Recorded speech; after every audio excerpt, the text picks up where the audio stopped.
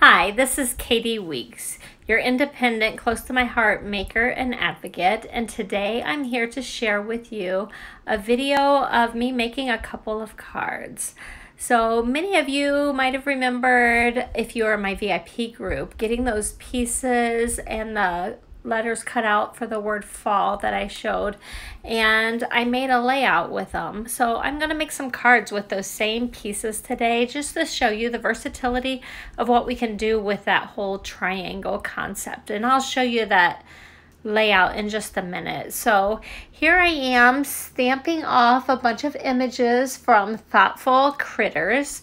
It is in our new September-October catalog as part of the National Stamping Celebration promotion, and I just love all of the little critters. I stamped off the porcupine and the squirrel, and there's more animals than that. I also did the little log and the leaf and the little mushroom, and so I'm just stamping off lots of all of these. I'm only going to use a few of them on camera, but I went and die cut all of them out, and now I'm taking those 2x6 strips of paper and cutting them into 2x2 squares, and then I cut them diagonally, which is what I did for that layout that I'm going to show you in a minute. So this is the same way I prepped all of them. I had 5 sheets that were 2x6, each one cut down to 3 2x2 squares, which made 6 triangles. So I cut all of those, and then for a card, I'm not going to use quite that big of a square. I decided I wanted these cut in half again. So I won't make you watch me cut all of those, but I halved all of these again. And then I'm going to take them and use them on a card. I think this size works the best on cards for me, and some people use 1x1 squares and then cut them in half, depending on what you want to create. That's what I would do if I wanted to make that heart image on a card, but I'm not going to make the heart image. So I'm going to sort out all the bits and bobs that I stamped and then die cut, and then all of the little triangles. I'm going to sort them into piles so I can find what I'm doing. It just makes it easier for me to create.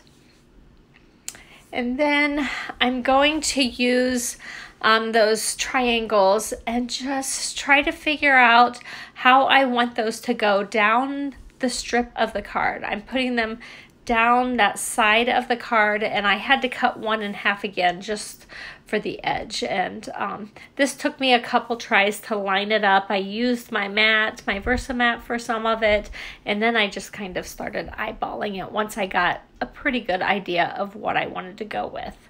And then I'm going to take the stump and add some leaves and an acorn, and then I have my little squirrel, and I had stamped on that sign, "Let's Celebrate." It might be kind of hard to see on camera, but it is stamped in the nectarine, and so then there's little circles, and I end up stamping him on colored cardstock, which is a great trick so that you don't have to do as much coloring. But I did a little bit of coloring on his tail, and then I popped him up with foam dots and left him on that little stump.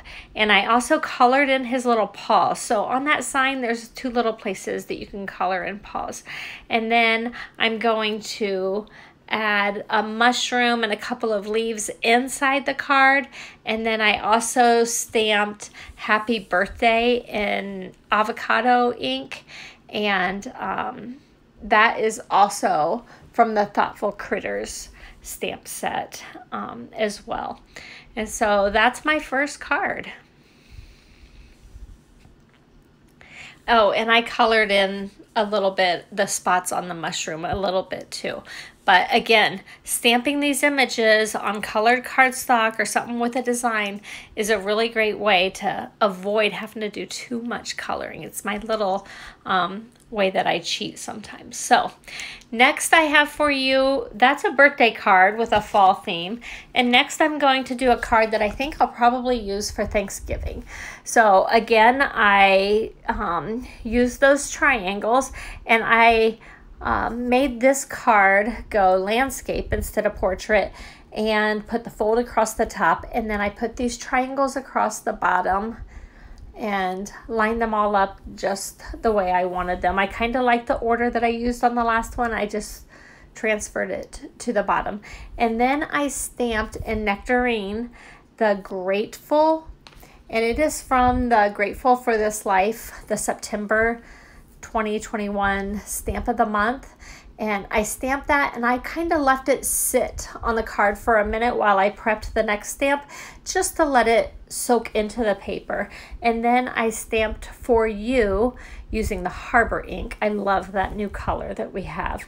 And I stamped that down to the bottom right of the word grateful.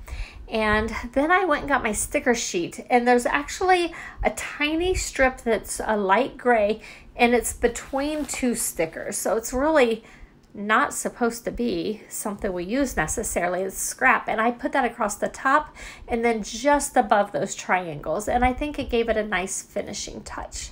So those are my two cards. I hope you enjoyed it, and if you got a chance to go and subscribe to my channel, hit the bell to turn on the notifications, give me a thumbs up if you enjoyed this, share this with your friends, and maybe even leave a sweet comment.